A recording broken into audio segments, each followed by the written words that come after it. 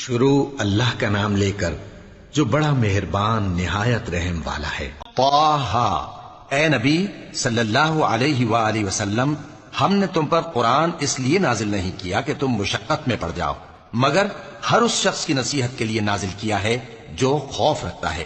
یہ اس ذات کا اتارا ہوا ہے جس نے زمین اور اونچے اونچے آسمان بنائے، یعنی رحمان، جو عرش پر جلوہ افروز ہوا۔ جو کچھ آسمانوں میں ہے اور جو کچھ زمین میں ہے اور جو کچھ ان دونوں کے بیچ میں ہے اور جو کچھ مٹی کے نیچے ہے، سب اسی کا ہے۔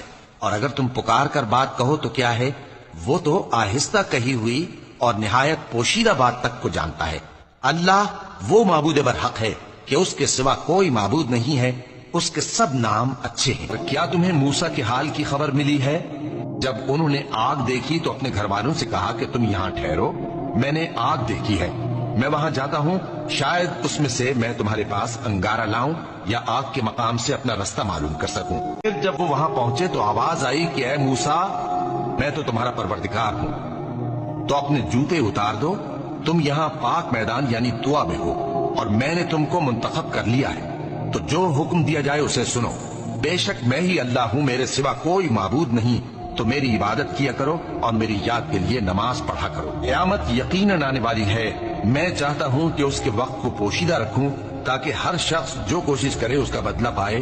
تو جو شخص اس پر ایمان نہیں رکھتا اور اپنی خواہش کے پیچھے چلتا ہے، کہیں تم کو اس کے یقین سے روک نہ دے، تو اس صورت میں تم ہلاک ہو جاؤ۔ اور اے موسیٰ، یہ تمہارے داہنے ہاتھ میں کیا ہے؟